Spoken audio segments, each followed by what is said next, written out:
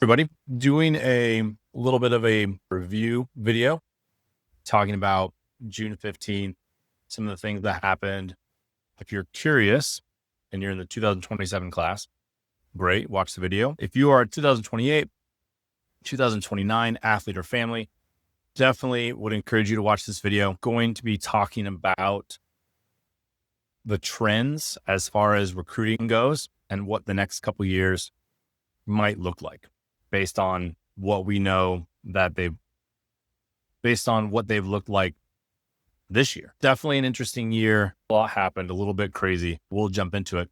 The first thing that I want to talk about is what happened in the first few weeks of June 15th.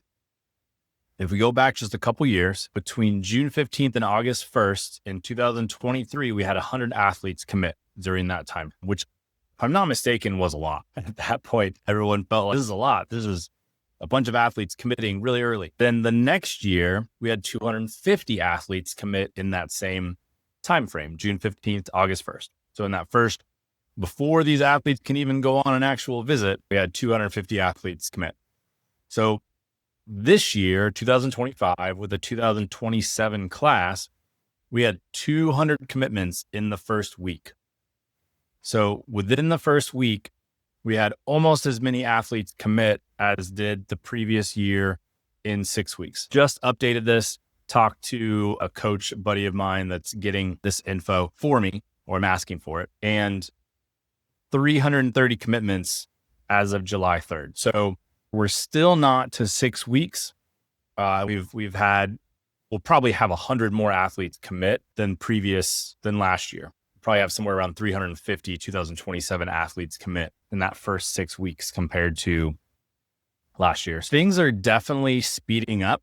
The title of this is Speedy Recruiting, and there's some reasons for that. One of the biggest things that coaches have figured out is they've figured out the gray areas and the workarounds and some of the rules about contact and what conversations you're allowed to have and not have. And this is not an opinion. This is just fact based on the evidence. More college coaches are completely fine breaking the rules and care less about the intention behind the rules and things like that. Now, there are college coaches who will swear up and down, Jason, we're not having patients that we're not allowed to have, and it's fine. But when athletes are committing within 24 hours, you're either really, really good at what you're doing or the athlete knows at least a little bit. The June 15th recruiting rules or the notions or the intentions behind June 15th, it's all bogus, outdated. And now with the transfer portal, none of it makes any sense. So I've said this for however many years we've been doing it this way. I don't necessarily care about the rules, but just from my perspective, there's been a lot more coaches that are willing to work around and live in the gray a little bit more, which from my perspective is great because I'm just trying to help the athlete. And it doesn't help the athlete to try to have 30 phone calls on day one on June 15th with a bunch of schools that she's just going to say no to. It's also not beneficial for an athlete to think that they're going to have 15 phone calls on June 15th with 15 different schools, and then none of those schools email them. All the information that we can get from college coaches is really beneficial. But things have definitely sped up, as you can see from the info. That is because college coaches are living a little bit more in the gray, again, which is fine. The use of hard deadlines was just fairly rampant this year. Haven't necessarily seen it this much before, and I'll get to that more in a second, but the use of hard deadlines, that's been really effective for college coaches. College coaches want to be done. Athletes want to be done.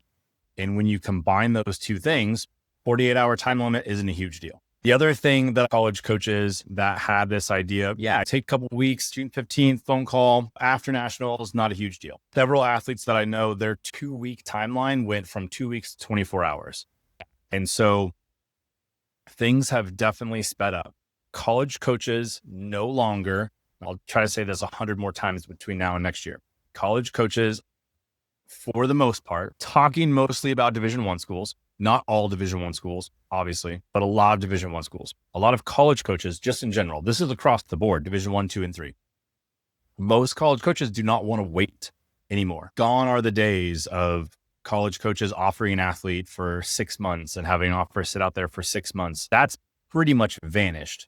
I'm not going to say that it's gone away completely, but college coaches want to be done, and athletes, for the most part, want to be done. When it comes to your recruiting process, the pre-June 15th camps are incredibly beneficial. If you aren't going to any camps pre-June 15th, there's a couple of reasons for that. Makes sense to me. One, you can't afford it. Totally understand that. You can't necessarily, not everyone can afford to fly to 4 different places in 2 weeks, travel, hotel rooms, time, energy, right? You still got club practice is happening. This is all pre-nationals. Not everyone is in a position to do that. And that totally makes sense. The other reason to not do it is you're not in that spot to where going to a pre-June 15th camp makes the most sense for you. For some athletes, it doesn't make sense. They're not going to be in that group that's in this group of 300 athletes that are making decisions within the first month.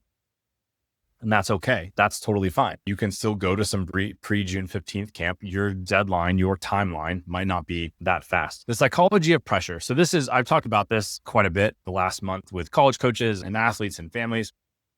And this is something we've known for a long time. Some college coaches have implemented it more than others, but the psychology of pressure, this is just based on an example, right? If Coach A offers an athlete, says, hey, no timeline, think about it. We really want you here. That's not going to change. Take your time, process, go on some other visits, which is good. Take your time, no timeline. We'll be here when you're ready to decide. Let us know. Keep us updated if you get any more offers. If anybody puts you under pressure, please let us know. That will be said, or at least it used to be said. Same athlete, school B, goes on a visit to school B, gets an offer from school B. Coach says you have a week to make a decision, and then we're offering someone else. Chances are really good. And this has been the case as long as I've been in coaching. So for at least 17 years, this idea of pressure. School A, school B. Chances are good that the athlete is not only going to commit to school B, the school that put her under pressure, but they're probably not even going to tell school A until after they've committed to school B. It's a weird, odd concept where the school that puts the athlete under pressure typically is going to get that athlete. And that's been something that a lot of college coaches have not necessarily used before. It was always in their back pocket, but you wanted to give athletes time and go on visits and stuff like that. And right now, athletes aren't going on visits. Athletes aren't going on visits for the most part. Some of them still are, but not very many. Fewer athletes are going on visits, right? If I were to ask 100 college coaches this time last year, hey, are you guys giving 24-hour deadlines? Are you guys giving 48-hour deadlines? Are you guys offering more than one athlete and then giving it to whoever says yes first, giving the scholarship to whoever says yes first? 85 of the 100 coaches I asked would say, no, Jason, we don't do that. We don't believe in that sort of tactic or pressure or whatever. That's last year. If I ask 100 college coaches this year, are you doing A, B, and C?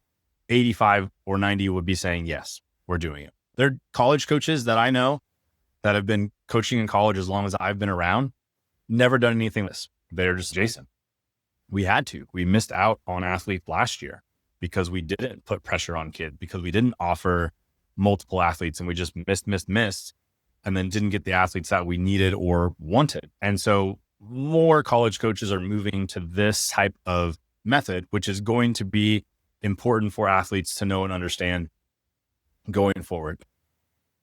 How does this actually matter? There's a couple things that in general, athletes and families should understand about where we're going with this recruiting process. One, you need to be very proactive about your process. You need to start sooner. You need to be in touch with college coaches sooner rather than later. You need to be emailing. You need to be reaching out. You need to go see campuses. You're going to have to go see campuses almost on your own to have an idea of whether or not the school are interested in the school before we even get to the June 15th, pre-June 15th camp scenario. And again, this isn't necessarily going to apply to everyone, But for a lot of athletes, this is going to be important. Not every school, Division 1, 2, and 3 is doing things this way, but this is a trend. We're trending in this direction. This question was asked a little bit. Are coaches still doing this the quote unquote right way? And this is, but it's important to give it some perspective. I would love for athletes to go on visits. We've taken that away in some ways because they can't visit a school until the fall. And we have hundreds of athletes that are making decisions before they can even go on a visit. Right or wrong, regardless of your perspective, that's just what's happening. And so I'm not bashing in any way, shape, or form.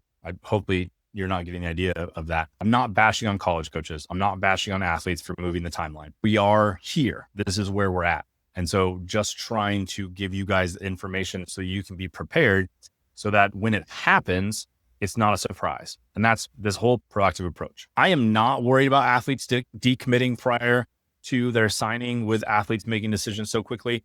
This has always been a thing. Athletes have always decommitted before signing, or they get to a college. We've always had decommitments. That's not going to change. Just always had athletes transfer. That isn't necessarily going to change.